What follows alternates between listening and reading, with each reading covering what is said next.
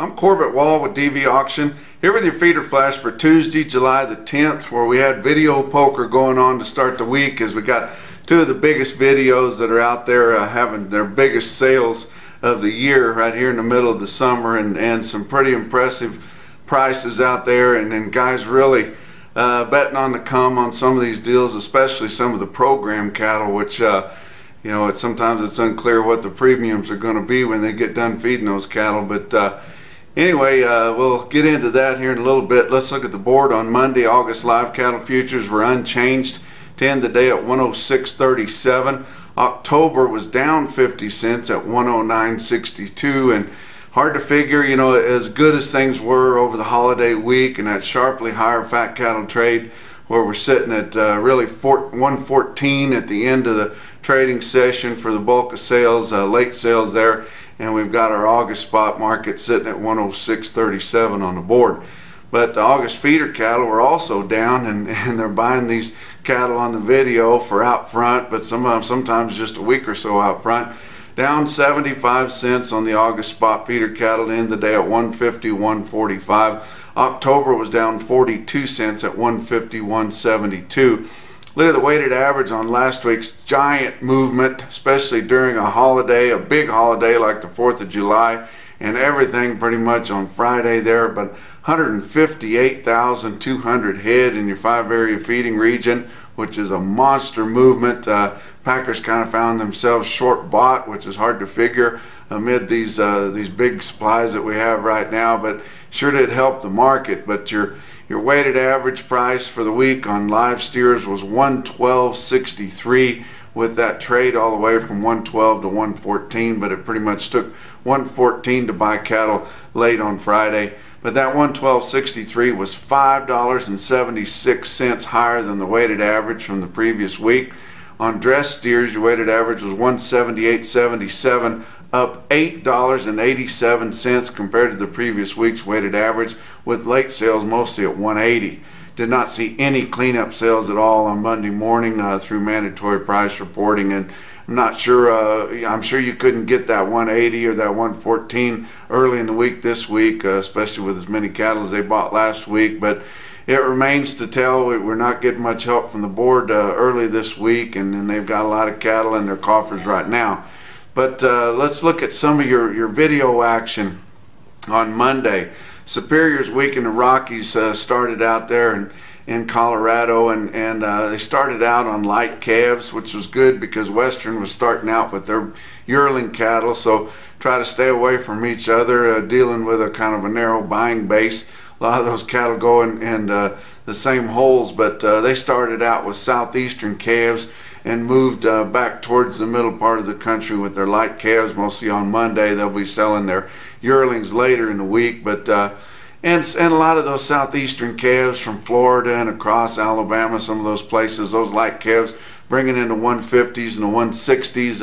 Didn't really see a stick out deal that I wanted to quote, but did find this one sale. It comes from one of my old stomping grounds, but the Durette cattle that come off the Pacheco Ranch in Clayton, New Mexico, is where I was raised as a child, and got a lot of ties to that part of the country and familiar with the Pacheco Ranch, and pretty much all those ranches in that country are leased out nowadays to different outfits, but they still carry their old home name.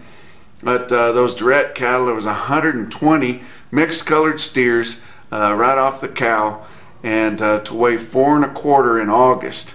And those cattle bring $215, which is a pretty impressive price, kind of to start out on a deal that's not as fancy as a lot of your mountain cattle or your northern plains cattle, but sure enough good calves on there, but colored up a bit at $2.15 a pound. Now I want to talk about the Western video market sale, which is where I was at in Reno, Nevada here this week, helping take online bids through DV Auction, and a lot of impressive yearling deals on there. The yearling deals in the summertime are always going to be so much more impressive than your calf sales.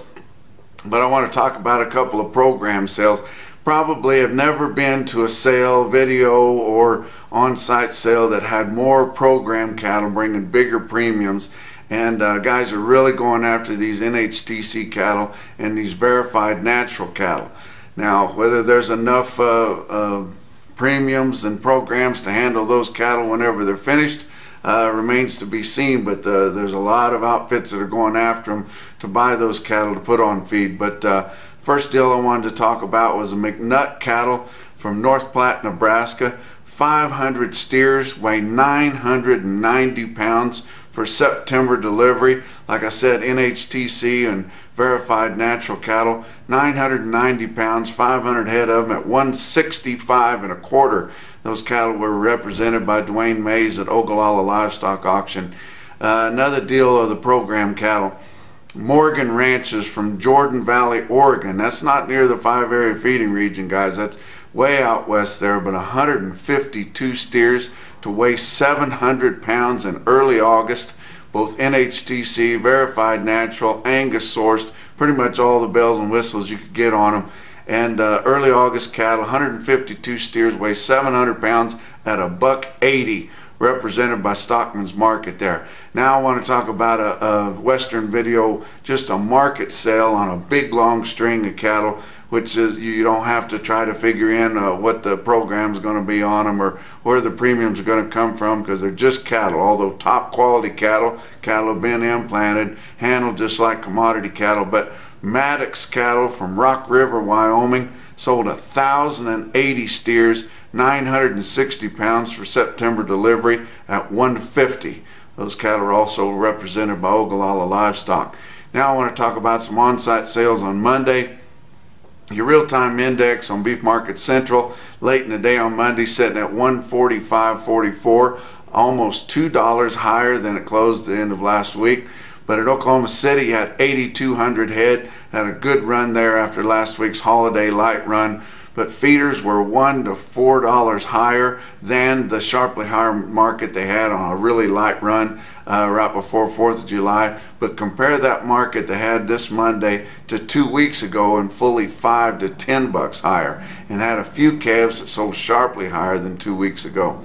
Go to another sale, Joplin Regional Stockyards. Remember, they sold all those cattle, just thousands and thousands of them through the sale and on their primetime video auction right before the holidays. But come back with a post-holiday sale of 6,500 head. Now those cattle were steady to $3 lower than the wild market that they had, the holiday market, and it was $7 to $10 higher. So you kind of figure that back, and it was about like it should be, and about like all your sales have been, sharply higher here to start after the holiday. But awful good sale in Joplin. Individual quote comes from Oklahoma City. National Livestock Commission sold 130 steers on Monday, weighed 726 pounds at $157.75. That's your feeder flash for Tuesday.